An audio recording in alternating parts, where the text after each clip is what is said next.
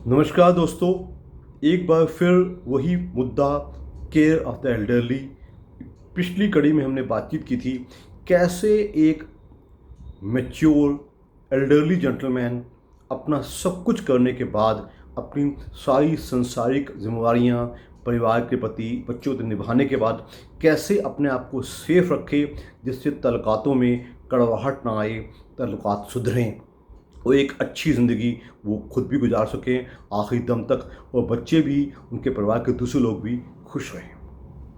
अगर अभी तक आपने मेरा हेल्थ यूट्यूब चैनल घर का डॉक्टर जानकारी ही जीवन है लाइक, शेयर या सब्सक्राइब नहीं किया है तो अवश्य कीजिए। बेल आइकन अवश्य दबाइएगा ताकि तमें समय समय पे मैं जो जानकारी देता रहता हूँ आप उसके लाभान्वित हो पाएँ। तो सबसे पहले केयर ऑलरेडी में, जैसे मैं लास्ट टाइम बात कर रहा था, फिजिकल हेल्थ, अपने रेगुलर चेकअप्स। ऑल पीपल अगर वो आसानी से अफोर्ड कर सकते हैं तो 40-45 के आसपास अपना रेगुलर एक एनुअल चेकअप, जिसमें आपका दिल देखा जाना चाहिए, आपका लिवर देखा जाना चाहिए, आपका किडनीज देखा जाना चाहिए, आपको शुगर है कि नहीं है, आपका ब्लड प्रेशर हाई है कि नहीं है, आपको प्रोस्टेट तो नहीं है, आपकी आँखों की क्या स्थिति है, आपको कोई कैंसर, PSA वगैरह टेस्ट करवाइए। अगर आप स्मोकर हैं तो एक्सरे चेस्ट वगैरह करवाइएगा। अगर आपको चलते फिरते कोई सांस फूलता है तो अपना ECG और इकोकार्डियोग्राम अवश्य करवाइएगा, ताकि आज का ज़माना कहता है कि अपनी बीमारी को जल्दी पकड़िएगा। स्कैनिंग करवाना बहुत ही ज़रूरी है। जितने भी ये आते हैं कि फुल बॉडी टेस्ट, इसमें किसी भी अच्छे सर्विस प्रोवाइडर से आप ये करवाइएगा, ताकि अच्छी विश्वसनीय रिपोर्टें बाहर आएँ और कोई बीमारी है तो उसको पकड़ के ठीक है। Physical health most important. चलते फिरते रहिएगा, मोटापे को मत आने दीजिएगा। सबसे बड़ी चीज़, बुढ़ापे में आप अपने आप को चलता फिरता रखेंगे तो आपकी आधी बीमारियां हड्डियों की, पेट की, आंतों की, दिल की, शुगर की अपने आप शांत हो जाएंगी।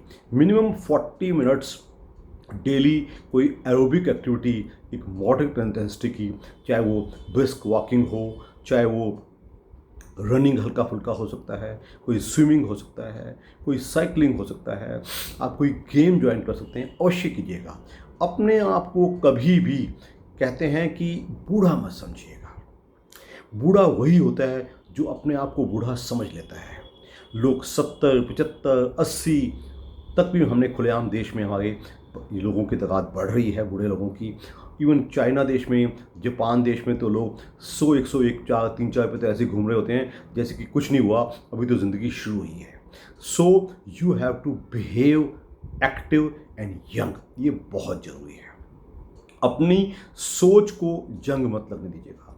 आपके कुछ शौक़ हैं, गार्डनिंग के, स्विमिंग के, गाना गाने के, फिल्में देखने के, अच्छा कपड़ा पहनने के, कोई शेर व शायरी करने की, कोई दोस्त यारों से बात करके लिए, अपने लुत्फ़ को और शौक़ को, यानी कि अपने मज़े को कभी कम मत कीजिएगा।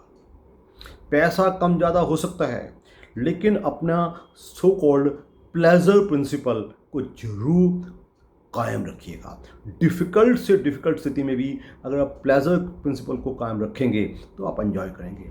अपने पार्टनर को हमेशा इज्जत देते हुए, अच्छे तल्लुकात रखते हुए, हंसमुख वाले, मज़े वाले, एक गुड सेक्स एंगल हमेशा रखा जाए, तो इन चीज़ों से इंसान पॉजिटिव भी रहता है, जवान भी रहता है। तो मैं बातचीत कर रहा था आपकी फ़िज़िकल फ़िटनेस की, जो अत्यंत आवश्यक है। यही फ़िज़िकल फ़िटनेस आपको आखिरी लम्हा तक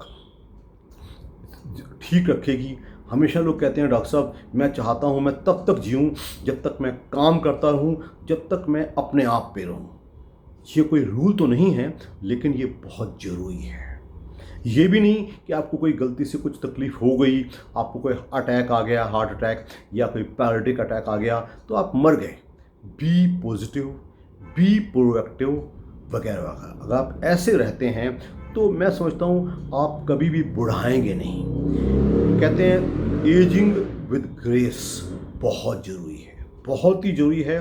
विद डिग्निटी बहुत ही ज़रूरी है। अगर आप इस चीज़ को प्रैक्टिस कर पाएँ तो मैं समझता हूँ आप किसी दूसरे पे कभी निर्भर नहीं करेंगे। तो इन्हीं शब्दों के साथ मैं आज की कड़ी बंद कर रहा हूँ। और अगली कड़ी में मैं दूसरी एस्पेक्ट्स ऑफ एल्डरली की बातचीत करूँगा। तब तक के लिए बहुत बहुत नमस्कार।